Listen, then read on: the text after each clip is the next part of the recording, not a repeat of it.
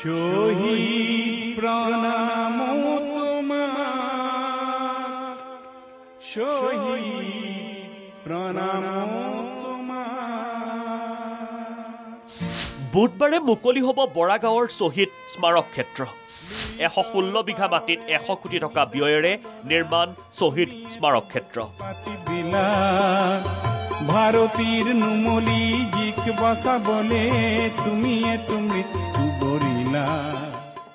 পুৱাই স্মাৰক ক্ষেত্ৰত উপস্থিত হৈ অসম আন্দোলনৰ স্মৃতি ৰোমন্থন মুখ্যমন্ত্ৰী। এনেকৈ আমি অসম আন্দোলনৰ শ্বহীদৰ গেলাৰী এটা ইয়াত স্থাপন কৰিছোঁ। সুন্দৰ গেলাৰী, আমি এই ধৰণে শ্বহীদ গেলাৰীত আমি চাব পাৰিম। অসম আন্দোলনৰ প্ৰথম শ্বহীদ খৰ্গেশ্বৰ তালুকদাৰৰ মৃত্যুৰ দিনটোতেই পালন কৰা হয় শ্বহীদ দিৱস। এইবাৰ শ্বহীদ দিৱস হৈ ৰ'ব বিশেষভাৱে ব্যতিক্ৰম, কিয়নো অসম আন্দোলনৰ বীৰগাথা সোঁৱৰি বীৰ শ্বহীদসকলৰ স্মৃতিত নিৰ্মিত শ্বহীদ স্মাৰক ক্ষেত্ৰ হ'ব মুকলি।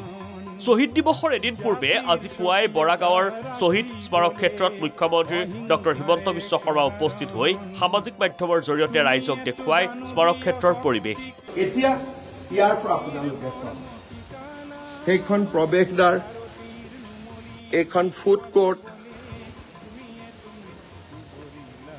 মিউজিকেল ফাউণ্টেইন আৰু চাৰিওফালে এইটো চাইকেল ষ্টেণ্ড।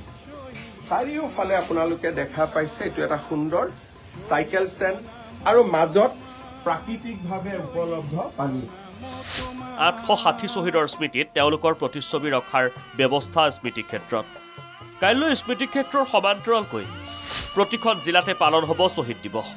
প্ৰতিখন জিলাতে পৰিৱেশন হ'ব শ্বহীদ প্ৰণামো তোমাক গীত।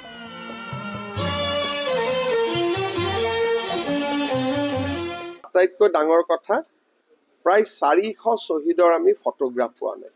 এতিয়া আমি এটা প্ৰকল্প হাতত লৈছোঁ যে তেওঁলোকৰ ভায়েক বা তেওঁলোকৰ ককায়েকক সন্মুখত বহাই তেওঁলোকৰ যিটো একজেক্ট নহ'ব কিন্তু প্ৰায় তেওঁলোকৰ দৰে হ'ব, তেনেকৈ আমি ফটোগ্ৰাফ অংকন কৰাৰ এটা নতুন প্ৰজেক্ট এটাও আমি হাতত লৈছোঁ।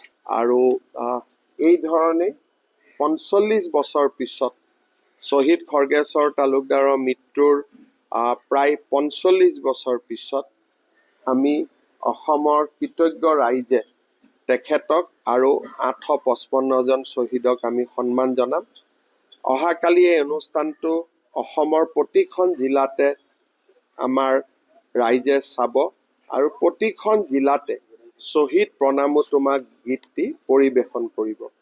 গুৱাহাটীতো এই গীতটি পৰিৱেশন হ'ব আৰু অসমৰ বিভিন্ন জিলা সদৰত হাজাৰ হাজাৰ যুৱক যুৱতী অহাকালি শ্বহীদ প্ৰণামো তোমাক গীতটো পৰিৱেশন কৰিব আৰু উদ্বোধনী অনুষ্ঠানটো তেখেতসকলে চাব। শ্বহীদ দিৱসৰ প্ৰাসন্ধ্যা নৱনিৰ্মিত স্মাৰক ক্ষেত্ৰত মুখ্যমন্ত্ৰী ডক্টৰ হিমন্ত বিশ্ব শৰ্মা আৰু মন্ত্ৰী অতুল বৰা উপস্থিত হৈ 860 গৰাকী শ্বহীদৰ স্মৃতিত প্ৰজ্বলন কৰা হয় 860 গছি বন্তি।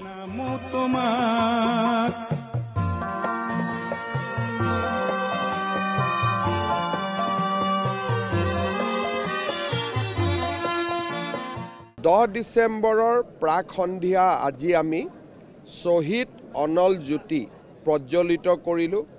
শ্বহীদ স্মাৰকত যি গছি শ্বহীদ অনল জ্যোতি সদায়ে প্ৰজ্বলিত হৈ থাকিব, সেই অনল গছিক, সেই চাকি গছিক আমি আজি সকলোৱে মিলি প্ৰজ্বলিত কৰিলোঁ। 860 গৰাকী শ্বহীদক সোঁৱৰণ কৰি সকলোৱে একোটাকৈ মাটিৰ চাকিও জ্বলালে।